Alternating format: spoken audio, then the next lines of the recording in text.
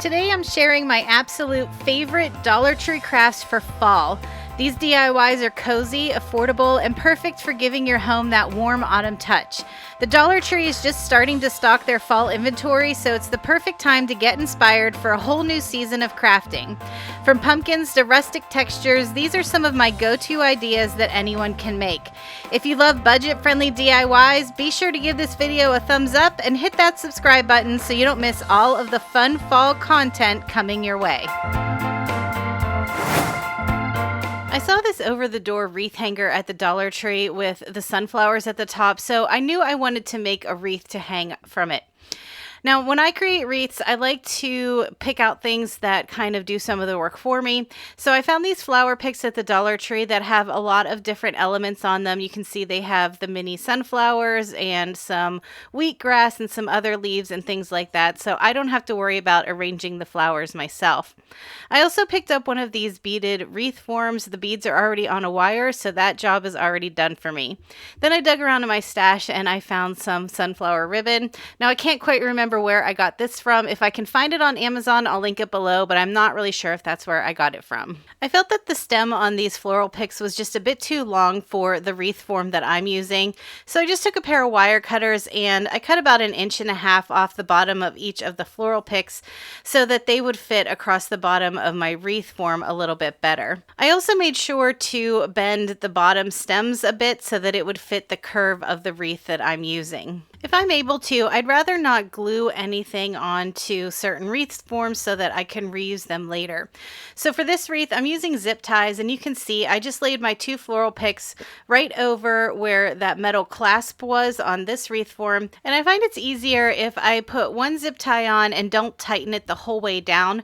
And then I add my second zip tie, and once I have that one in place, then I go back through and tighten them both down. That just helps keep everything from sliding around and make sure that it's in the right spot. I did notice while I was at the Dollar Tree that they had some pre-made bows with a sunflower print on them, but since I already had this ribbon in my stash, I figured I would just make my own. So this bow is going to be pretty simple. I just cut 3 lengths of the ribbon, and I'm using 2 of them to form my loops. You can see I just folded them both over on themselves, and then I take a piece of jute twine and I cinch them both together and tie it with the jute twine. Once I have both of those loops tied together, then I go through and I tie the tails on separate. I know a lot of people will just cinch all 3 pieces together, but for me it's a little bit easier if I do it in 2 separate sections.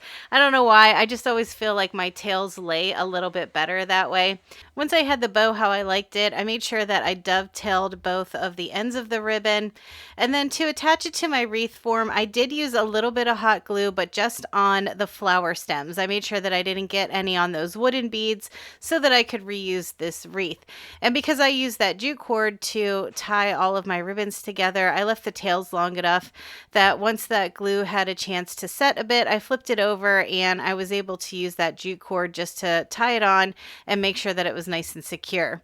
Now, because I have that nice wreath hanger from the Dollar Tree, I didn't add a hanger to the top of this wreath. And as a final touch for my bow, instead of adding a center loop like you see in the Dollar Tree picture, I decided just to add a little bit more sunflowers. So I took a sunflower from another floral pick and a leaf, and I glued that right to the center of my bow.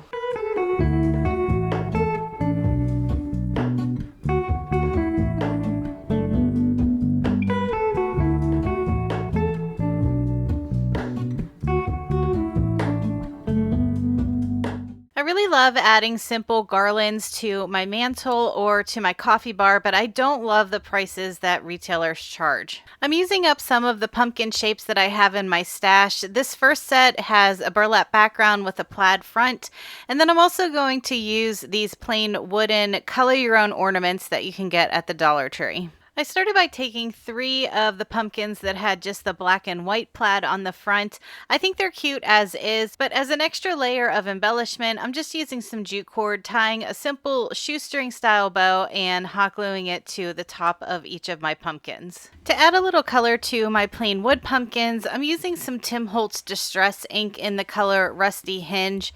I'm using an ink blending tool just to rub it around the edges. I wanted to leave the center plain so that it had a shadow effect, and it kind of showed off the curve of the pumpkin more.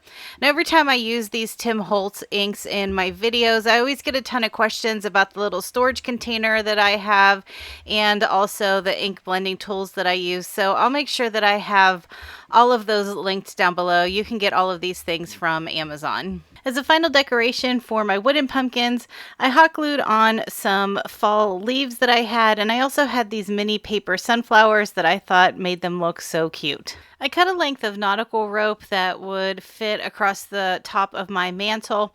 I took the two ends and I put them together so that I could find the center, and I'm working from the center out towards the end. So you can see here, I grabbed one of those black and white plaid pumpkins, and on the back side, I just laid a bead of hot glue, and then working from either side of that pumpkin, I just evenly spaced out my two wooden pumpkins. And I did it the same way. I just laid a bead of hot glue across the back and then laid the rope into it. And then that way I could tell if the spacing was even between the pumpkins. And then for the last two pumpkins, I did the same thing. I put hot glue on the back and spaced them out on either side. I'm letting the Dollar Tree do most of the work for me for my Halloween garland.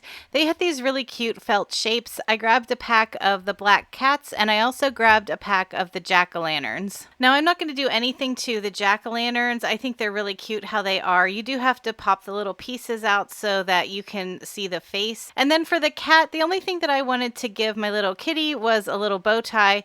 So I'm using some black and white ribbon that I already had in my stash. I cut one length down, and then I dovetailed it on either end. I'm using a piece of black cording, and I just accordion pleated the center of my ribbon, and I'm tying it with that black cording. And because I dovetailed the ends, once I had that knot in place in the center, it looked like a little bow tie for my black cat. Then I just used some hot glue to glue it to my cat.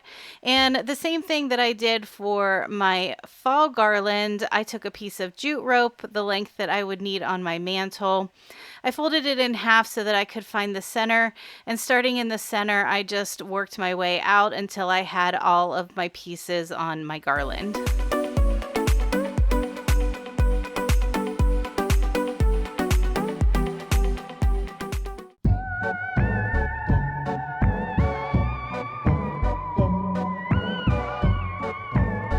This wood round from the Dollar Tree really caught my eye, and I really like the raised pumpkin on it, and I like that it has a big blank space for a window cling.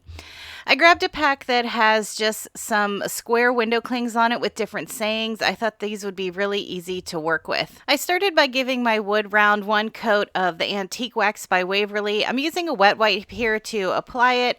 That way it dilutes the color a little bit. I did like the natural wood color of this wood round, but I wanted a darker tone. And you can see here, I'm putting the stain on everything except that raised pumpkin. I used a small paintbrush to paint some orange chalk paint on the inlaid parts of this pumpkin. It made it really easy that the walls of those pumpkins was so raised up. I was able to get my paint in there with no problem. And then for the stem, I did the same thing but with green paint. On the raised part of the pumpkin, I'm using some rub and buff in the color Antique Gold. I wanted to rub it right over the surface of this, so I put a glove on because I really didn't want to get this directly on my hands. And I'm just dipping my finger in a little bit of that rub and buff, and I'm just rubbing it right over the top. I assumed when I picked up this pack of window clings that they had a solid opaque background, so I was really surprised when I pulled this one off and saw that it was very transparent. You can see it on the wood round, but it doesn't show up as much as I thought it would.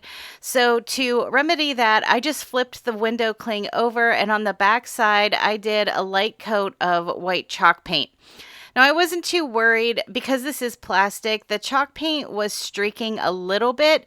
That didn't really bother me, but if that's something that would bother you, you'd probably want to do 2 coats instead of just the 1 coat. But I didn't mind seeing some of that texture through the back. I needed to let that paint dry on the window cling, so I just created a template out of a piece of cardstock because I really wanted that window cling in place before I started decorating the rest of this wood round.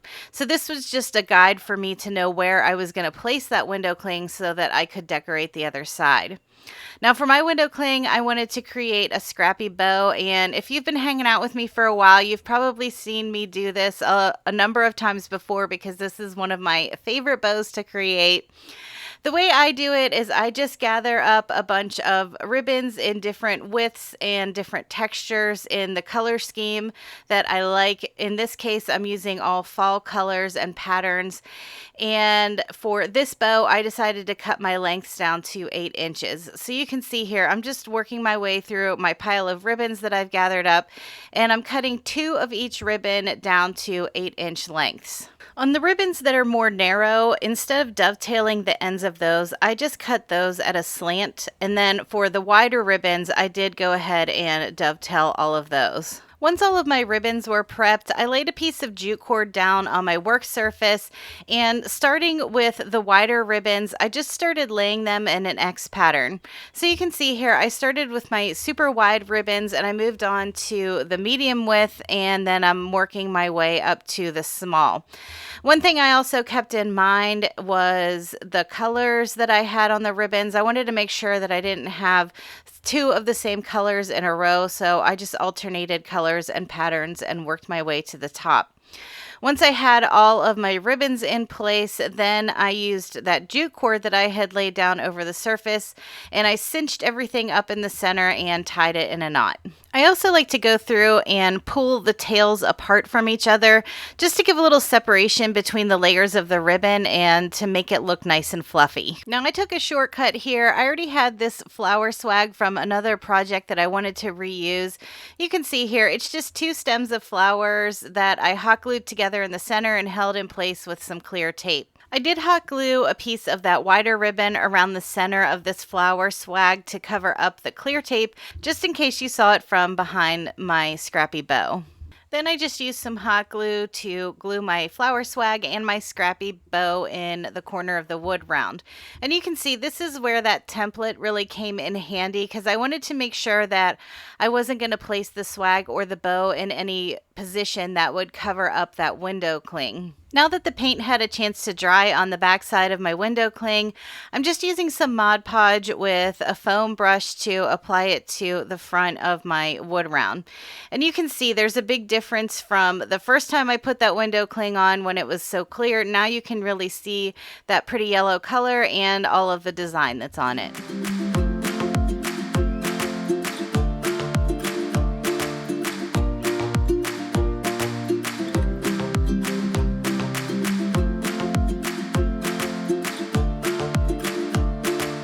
I like using lanterns in my decorating, but most stores, you can only use that lantern for one holiday or one season. In the plus section of the Dollar Tree, they had 2 different sized lanterns. They had a larger one for $5 and a smaller one for $3. And these are black metal. Now, if you don't like the color of the lantern, you can always spray paint it, but black fits in with my decor pretty well. So I'm going to create some toppers for these lanterns that I'll be able to change out for the different holidays. I wanted to create a big fluffy bow for on the top of my fall lantern. I gathered up a few different ribbons in a couple different widths and a couple different colors and prints, all relating to fall.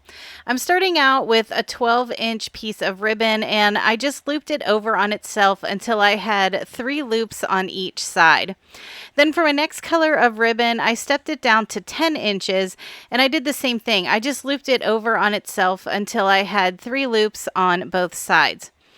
Then for my third piece of ribbon, I stepped it down again, and this time I cut it to an 8-inch length, looping it over on itself until I had 3 loops on each side. After I had all of my ribbons prepped, I gathered each one up one at a time, and I just gave it a slight bend in the middle so that I could find the center. Then using my scissors, I cut through all of the layers, and I cut in about 1/4 inch. So it just created a small notch in the center of each of my bundles. So you can see here, I only went in about 1/4 inch, and it just left a little notch in the center of my bundle. I laid all of my bundles back on top of each other, starting with the longest length and worked my way up to the shortest length. Then I used a piece of jute cord, and I just made sure that the tails of the jute cord went through all of those notches that I cut in all 3 of my bundles. I cinched it together in the middle and I tied it as tight as I could. Now, if this is a little difficult for you, you can always use a pipe cleaner here or a zip tie too. And keep in mind, you don't have to use 3 different color ribbons. You could use all the same ribbon. And you probably noticed that my top ribbon was a little bit narrower than the bottom 2, and that's okay too. You can switch it up however you like.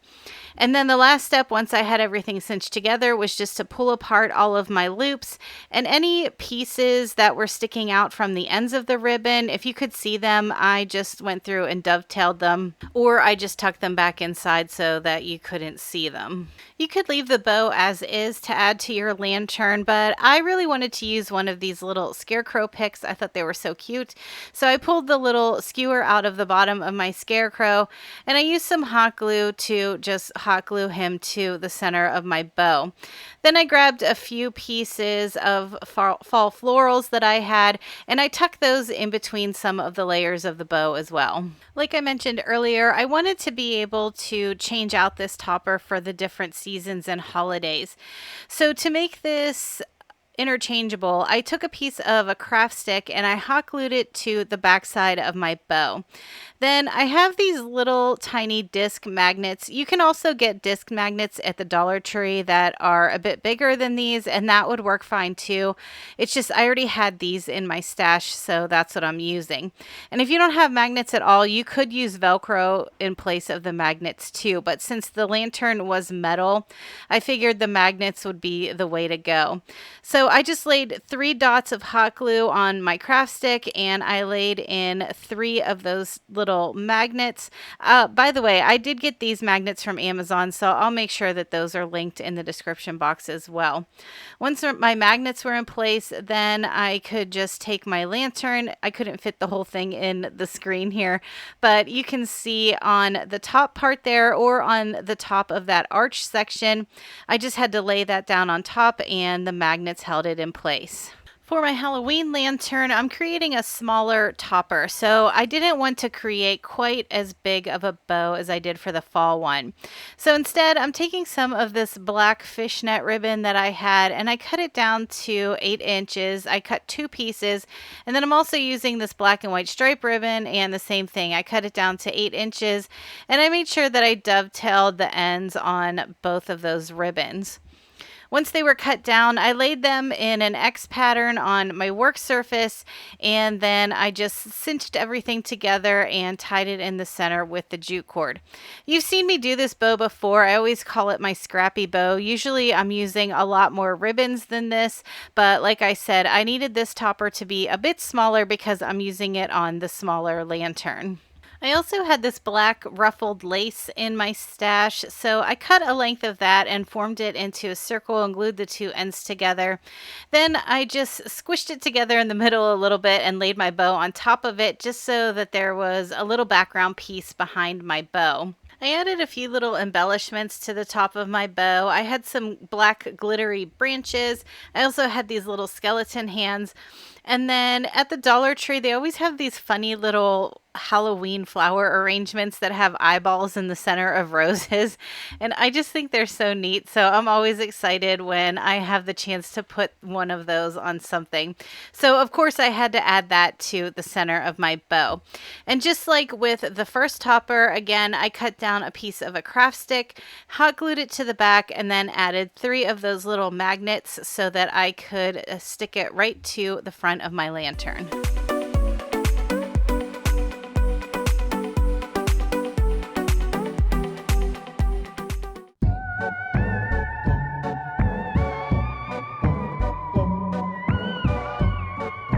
One of my favorite things to create is a garland to hang across the front of my fireplace. Now I'm showing you some burlap flowers here and some little paper sunflowers, but I'm actually not going to use any of those in this. I kind of switched gears halfway through. But you will need some sort of nautical rope. I have a roll here from the Dollar Tree. I also have a few ribbons that I found at the Dollar Tree. And I am going to be using some wider burlap ribbon. I got this at Michael's. They don't usually carry anything like this at the Dollar Tree, but I really like this burlap because it has a finer weave and it's serged on both sides, so it tends not to unravel so easily. For my garland, I wanted to create some pennants and I wanted them to be made of this burlap, but I found in the past when I've used burlap like that, it tends to curl up. So in order to make sure that it doesn't curl up once I cut it out, I'm using some regular cardboard here. This is just an old Amazon box, and I laid the ribbon over it, and I'm cutting a piece of cardboard that is not quite as wide as my ribbon. So I laid my ribbon down and I made sure it overlapped the bottom of that cardboard, and then I just cut a piece out that was narrower than my ribbon. You can see it has about 1/4 inch on each side. Now to get started creating the pennant shapes, I have my cutting mat down here. So I'm starting across the bottom and I'm just marking every 3 inches. So with my pencil here, you can see I went from the bottom corner and I went over to that first mark 3 inches, and I marked 3 inches the whole way across. Then on the opposite side, I'm starting about 1.5 inches in, and I created another pencil mark. And then from that 1.5 inches, I went another 3 inches. The reason I'm going in 1.5 inches before I mark my 3-inch marks is because I want to create that pennant shape. So since I'm doing a 3-inch base on my pennants, I wanted to cut that in half by 1.5 inches, and that's going to give me my center point. So you can see now that all of my pencil marks are in place, I'm switching to a marker here so you can see a little bit better. I'm just connecting all of those lines. So across the bottom where I had those 3-inch marks, I just drew a line up to that first 1.5 inch mark. And then from there, I'm able to connect all of the lines and dots that I created. And this is going to give me my pennant shape. So you see every time I create a line, I have pennants going across the bottom and then across the top also. And because this is cardboard, it's super easy to just cut out using a utility knife. You can see I'm just laying my ruler down and going through it a few times, and it's cutting that off. So once I have that first little wedge cut off, now I'm in all of my pennant shapes. And depending on what length of cardboard you use will depend on how many you can go the whole way across. So just keep that in mind anytime you need to create these pennant shapes. Whatever width you're using for the base of yours, like I said, I'm doing a 3-inch width. So my point is going to be at the 1.5 inch mark. So whatever your base is, just divide that in half, and that's where you know you need to start your second set of marks. Now that I have my cardboard all cut out, I have my piece of burlap ribbon here, and I'm using my silicone mat because this is burlap. It could seep through a bit. So I'm running a fine line of hot glue across the top of one of my triangles, and I'm laying that on the very edge of my burlap. Now, like I said before, this burlap ribbon from Michaels, both ends of the burlap are serged so that it has a nice place that you can set this cardboard down, and a lot of that glue will stay in place, but like I said, just be careful because sometimes it does ooze out. And I'm just repeating that the whole way down. I think I chose to do 6 pennants for my garland, so I'm only laying 6 triangles on mine. But depending on how long you want your garland to be, you can create as many as you want. And you can see here, I'm also leaving about 3/4 inch space in between each of my triangles so that I have room to cut everything out. Once it's all glued out, then I'm going through with a really sharp pair of scissors and I'm just cutting up both sides of my cardboard. And now my burlap is in place on that cardboard and it has this nice banner shape. And again, because we left about 3/4 inch in between each of the triangles, I'm able to just cut up through on both sides, and I have enough space to create my little pennants. As I mentioned before, I'm not using any of the sunflowers that I first showed you. I do want to glue a sunflower in the center of each of these triangles, but the orange ones that I showed were too big and the little paper ones are too small, but I did have another set that fit just right. So I laid a little hot glue under the burlap on that cardboard, and then I used a more hot glue on top so that I could glue a sunflower in the center of my triangle. And like I said before, in the past, when I've made different types of garlands and banners with burlap, it seems that after I hang it, I don't know if it's the moisture in the air or what it is, but the fabric tends to curl and it doesn't stay in place. So that's why I wanted to use the cardboard behind it. Since it's the same color as the burlap, you really can't see that it's there. But because we glued that burlap to the cardboard, it'll keep a nice triangle shape now. So I just went through on each of my triangles and glued a sunflower to the center. I also wanted to add a second element to my garland. So I'm using some ribbon from the Dollar Tree. You can see the one is a really pretty blue color with sunflowers on it, and the other one is just an orange. And they both have this metallic gold edging on it, which I think is so pretty. So I wanted to prep some of these ribbons before I start assembling my garland. I cut a 12-inch length of each of the ribbons. And on the end of each of the ribbons, I cut it to a slant. So for the blue ribbon, I cut it from the left side going up, and for the orange ribbon, I cut it from the right side going down. That way, when they faced each other, they were facing in opposite directions. And the reason I did that is because I wanted them to flow a little bit different from each other. And I also felt that this ribbon was too narrow to cut a dovetail into, so that's why I just created a slant on each of them. Now I'm ready to add everything to my nautical rope. So I'm starting with one of my triangles first, and I just laid a bead of hot glue across the top on the cardboard. And I found it's easier if I lay the triangle down and then press the rope into it rather than trying to put the triangle on top of the rope. So I went through first, and I wanted to lay all of my triangles in place before I added in my ribbons, and I left about 4 inches in between each of my triangles. Once all of my triangles were glued down, then I could go through and start adding my ribbons. I grabbed one of the orange ribbons and one of the sunflower ribbons, and I made sure that the sunflower was on top because I really wanted to see that more than the orange ribbon. I found the center of both of the ribbons, and then I laid that over my nautical rope so that the center was at the top of the nautical rope. I found it was easiest if I used a craft clip here just to keep those ribbons in place. And then I went through with a small piece of jute cord, and I just tied the two ribbons together on the rope. Once I had that jute cord in place, I did go ahead and tug on the ribbons a bit because it helped tighten it up towards the nautical rope. I zoomed in a little so you can see here better. Once I found the center of those ribbons, like I said, I just laid it over that nautical rope, and then I used that craft clip to help hold it in place. And then I went through with the jute cord, and I tied it as far up as I could. And whenever I pulled the jute cord tight, it cinched the ribbons together, and that fanned them out a little bit. But really what helped show the two ribbons off is when I went through and started tugging and separating all of them, and it made it look more like a tassel. Also keep in mind, I'm using sunflowers today, but this garland has such a simple base to it. This would be a great way to customize it to fit your home's decor. You don't have to use sunflowers. You could put anything you want on the little triangles, and then you could use any color or any pattern of ribbon for the little tassels in between.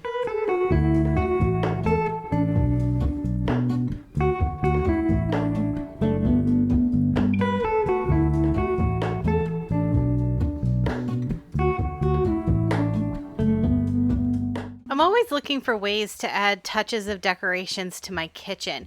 I saw these little paper sunflowers at the Dollar Tree, and I knew they would make great magnets. To get started, I'm using a pack of the bigger paper sunflowers, and I'm also going to use some clothespins. You can get these at the Dollar Tree, but I think they might be a little bit of a better deal from Walmart. And I don't know about you, but I still love buffalo check, and I think black and white plaid looks so good with sunflowers. So I have some of that ribbon in my stash, and I'm also going to use a few magnets. You can find these at the Dollar Tree as well. This is probably going to be the quickest craft that we'll do today. I started by laying a small bead of hot glue across the top of my clothespin. I lined the edge of my ribbon up with the edge of the clothespin, and then right at the other edge of the clothespin, I just snipped that excess ribbon off. Now, the reason that I thought these paper flowers would be perfect for a magnet is because they're very lightweight. And anytime you're using a magnet, you want to make sure that you're not adding too much weight to it because it'll just keep sliding down your refrigerator or wherever you choose to hang it. So you can see here, once I clipped off that little wire stem from that sunflower, then I just added more hot glue and I glued my sunflower to the center. On the back side, I used some hot glue for my magnet. I was going to hold it in place with some clear tape, but then I realized that my tape was too wide and it was much wider than the clothespin. So you can see that magnet came together in no time at all.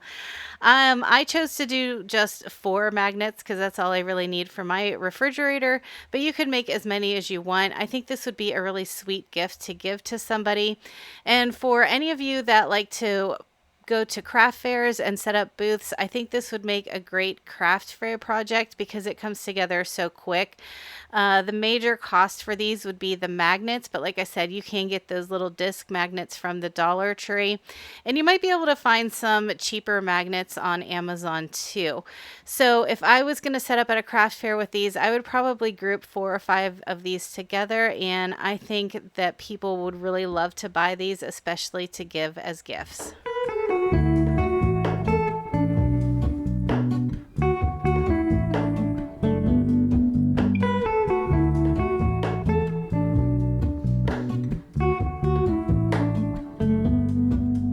On a recent trip to Michael's near the front where the registers are, I found this pack of 16 wood rounds.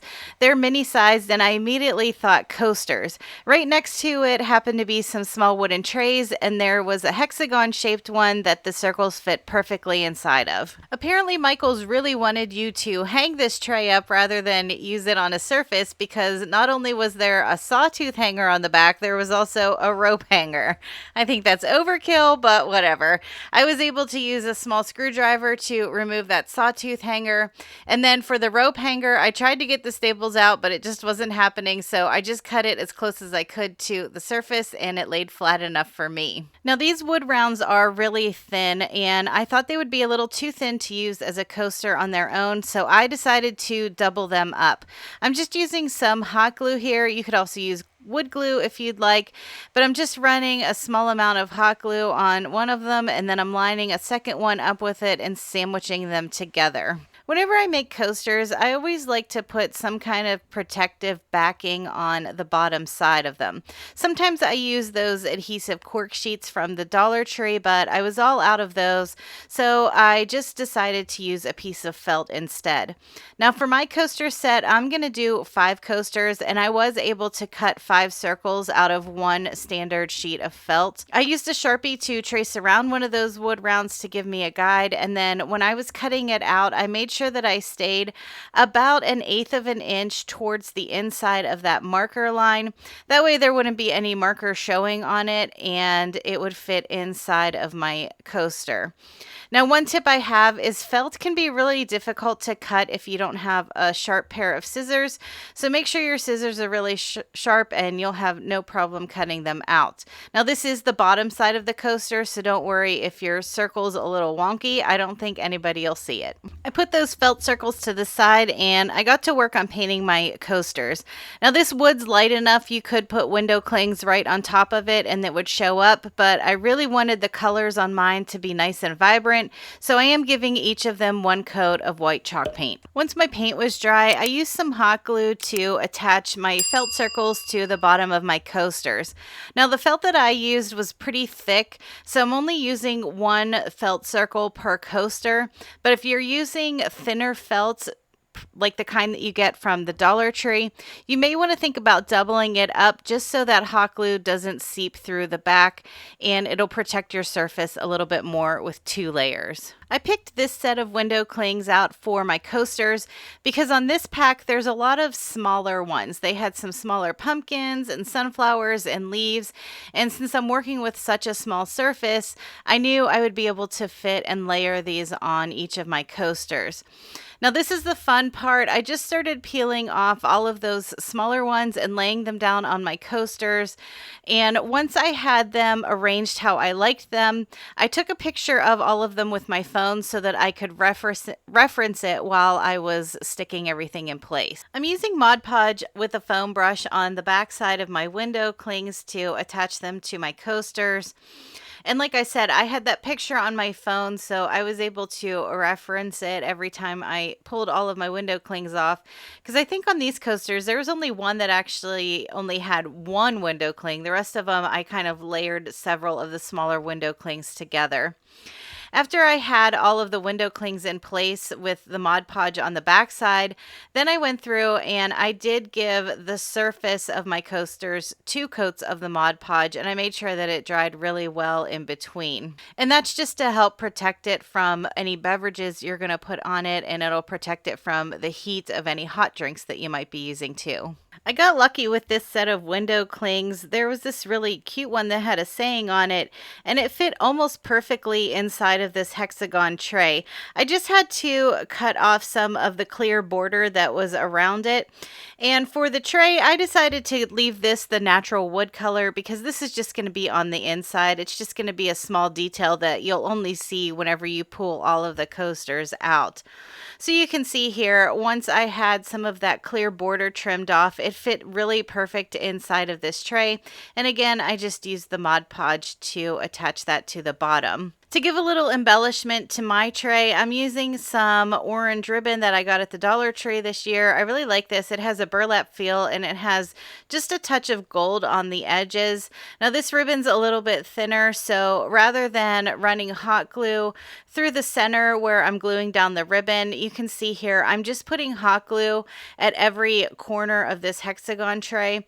That way you wouldn't see the hot glue seeping through the ribbon. And I also want to mention, keep this craft in mind because Christmas is right around the corner, and I think this would make a really sweet gift for somebody, is a cute little coaster set with its own tray.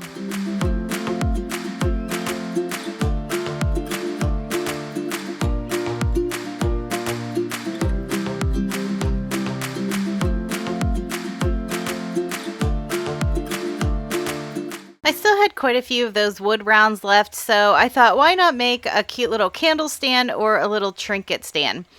I'm using 4 of the wood rounds this time, and also some wooden beads that I had in my stash and a different pack of window clings. I only needed to paint 1 of the 4 wood rounds because I was going to stack them together, so you'd only see 1 of them anyway.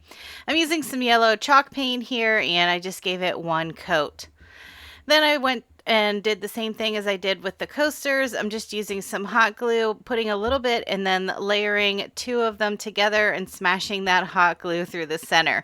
But in this case, I'm going to use 4 because I wanted it to be a bit thicker than the coasters. And I made sure that that one that I had painted was on the top. And you probably already guessed it, but I'm going to use Mod Podge again to attach my window cling. I really love using Mod Podge with window clings. It's so much easier than when you do it with paper because there's no wrinkling and no bubbling. So again, I just added a thin coat of the Mod Podge to the back side of my window cling and placed it on my wood round. I really love that yellow color in the background of this. I used some wooden beads that I had on hand to act as feet for my candle riser. And again, keep this in mind for Christmas. If you're going to give somebody a candle as a gift, it would be really cute if you gave them their own little candle riser to go along with it.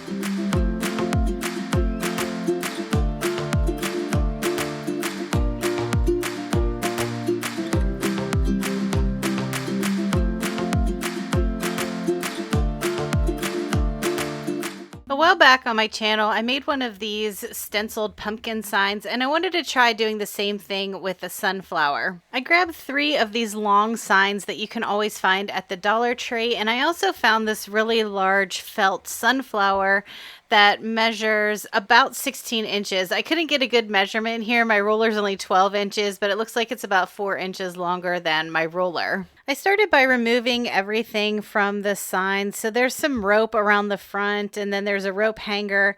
And then on the front of this sign, there's a little metal house. I thought it was metal, but then once I pried it up with my little spatula, I saw that it was just cardboard. So that was actually pretty easy to remove. I'm going to be working on the back side of these signs, but I wanted to make sure that I had everything off of the front. Now these signs measure about 6 inches wide. They're not exactly 6 inches, and that's okay. The idea here is you just want to cut these signs down into 3 pieces. So I'm using my longer ruler here, and I'm cutting it at about 2 inches. It's not exact, and that's okay. I want this to look really rustic, so I don't mind if the pieces are a little bit uneven. Now when I cut these signs from the Dollar Tree, I always find it's easier if I use my utility knife and just apply light pressure and do several strokes. So you can see I had cut through it several times, and when I tried pushing on it, it didn't quite break. So then I went through with my utility knife and I went back over that same groove quite a few more times. And then once I got down far enough, I was able to push on the sign and it just broke off where I had cut it. Now, like I said before, I want to cut these signs down into 3 strips. So once I had that first strip removed, then I just went through and cut the other section in half. So once I was done cutting all of my signs down, I had 9 strips altogether. I took 7 of those strips and I laid them out, and I make sure that they were spaced out enough that my sunflower would fit over the top of them. And you can see here that I have all of my strips with the printed side that was on them facing up, because this is going to be the back side of my sign. So once I had all of those strips spaced out and I knew that my sunflower would fit on them, I'm just using some painter's tape to hold all of them in place until I can brace them all down.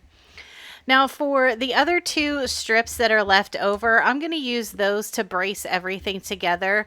They're a bit too long. I know you can't really see the bottom of the screen here. I didn't have enough room in my camera, but I'm just taking a quick measurement as to where the bottom of my sign is so that I can cut these strips down so that they fit in my sign. Once my strips were cut, then I could start bracing everything together. So you can see I'm laying hot glue along each of those horizontal strips. And then I laid my brace piece over top. And again, I made sure that the printed side faced me because this is the back side of the sign. And you can see I went in a few inches from either side to put my brace pieces down. And then those 2 pieces that were left over from cutting those last 2 strips, I'm just going to place in the center, and I'm just going to make sure that where the 2 ends meet is in the middle of that center strip so that you can't tell that it's 2 separate pieces from the front. And here I am pretending to paint this sign because I forgot to hit record the first time I painted it. But you can see here I'm using some green chalk paint, and I left a little bit of that wooden color show through because, like I said, I do want this to have a rustic look. Once my paint was dry, then I took some painter's tape and I just started creating little loops with the painter's tape, and I think I added about 4 along the back side of this sunflower, and that's just to temporarily hold it in place. So once I had all of that tape down, then I flipped my sunflower over and I centered it on my Pallette sign. I went outside and I'm using this spray paint by Rust-Oleum. It's an ultra matte white spray paint, and I just gave 1 light coat over top of the entire sign. So I made sure that I covered all of the Pallette and all of that sunflower because this sunflower is going to be our stencil. After my paint dried, I lifted up my sunflower to reveal the pattern underneath.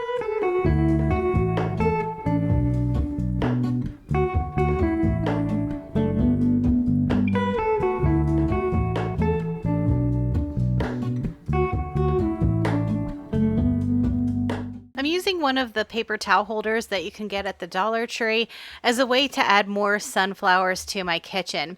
I also have one of these styrofoam discs.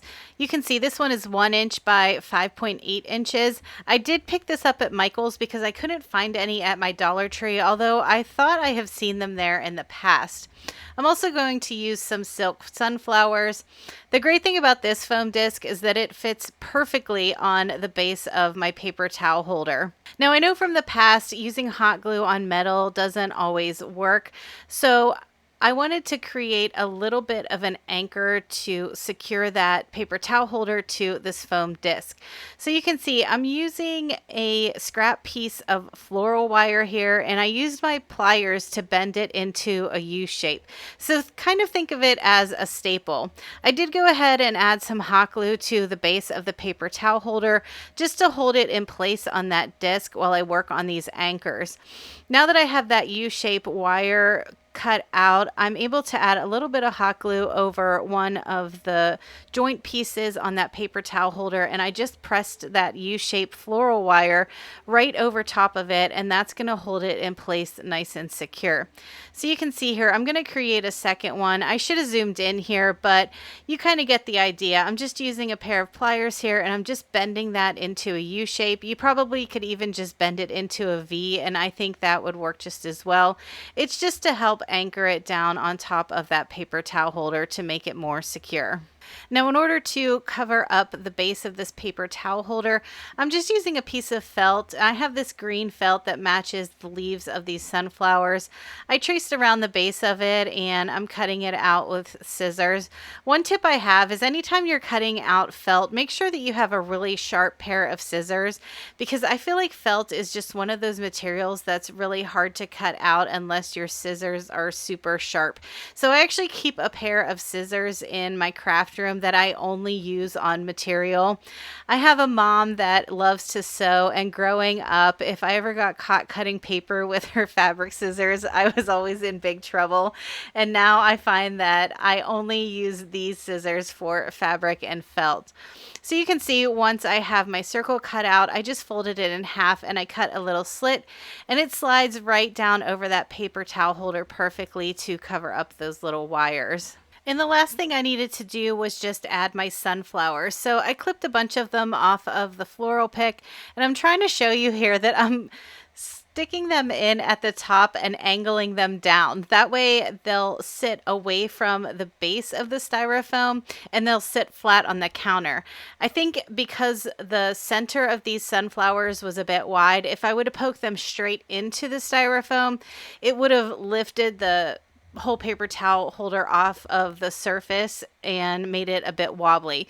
But by placing it towards the top of the styrofoam and angling it downward, it lifted the sunflower up, which made the paper towel holder sit flat on the surface. As I was putting this together, I realized that I hadn't glued any of the sunflowers in place or that felt piece in place, so this could easily be switched out for other holidays and seasons. Nothing is glued down, so you could pull all the sunflowers out and replace it with Christmas flowers and even a different color piece of felt if you needed to.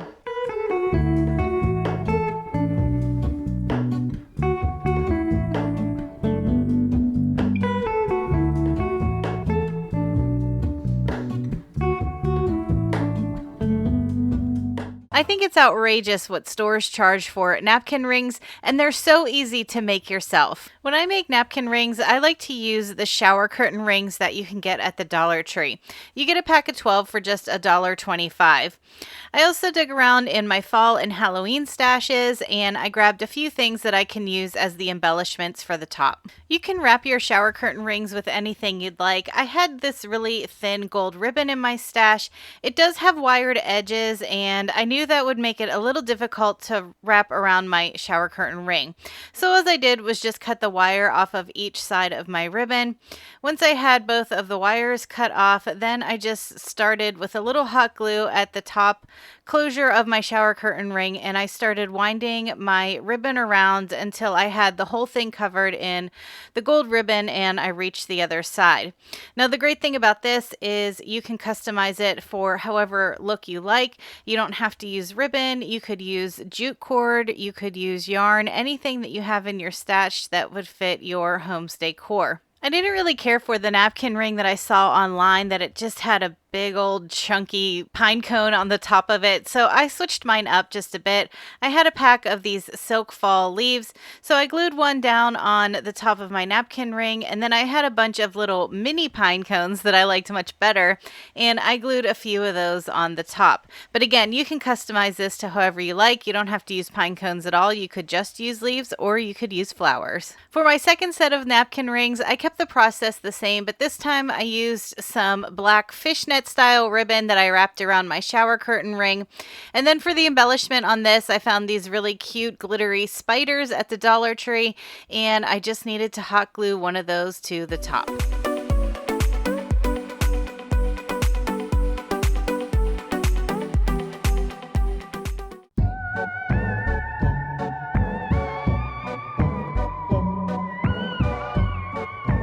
Keep an eye out at the Dollar Tree for different photo frames, pieces of box art, or wood blanks that you could add window clings to if you need a piece of decoration for a tiered tray, a mantle, or even your coffee bar. I love this photo frame because it doesn't have a backer to it. It just has two pieces of glass. And since most of the window clings are transparent, I thought this would look really cool sitting on a windowsill. Now, this one that I had in this pack fit pretty perfectly inside of this, and because it's glass, I didn't have to use any Mod Podge this time. I just added it to the backer piece of glass, added the other one, and then reassembled the frame, and I have this really cute, quick piece of art that took no time at all. I had this leftover piece of box art for Christmas, and I wanted to create the decoration on the back side of the box art. That way I can just flip it for the different seasons. So I'm using a piece of white cardstock here. I just traced around the box art, cut that cardstock out, and made sure that it fit inside of the back of the box art. I'm using one of my Tim Holtz Distress inks in the color Gathered Twigs.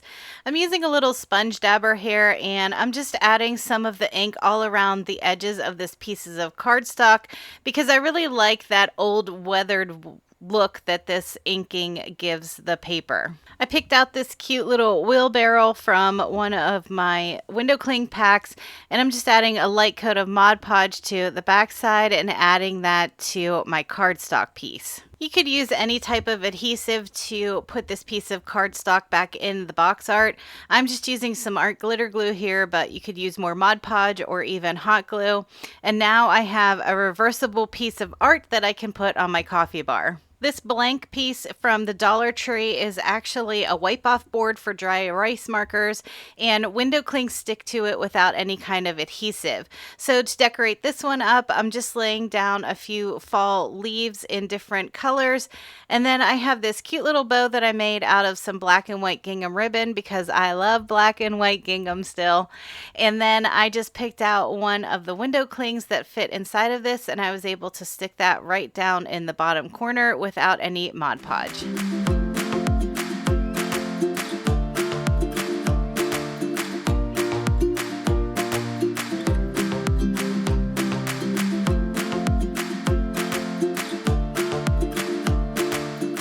Alright everyone, thanks so much for watching. I hope you found some inspiration for your fall crafting.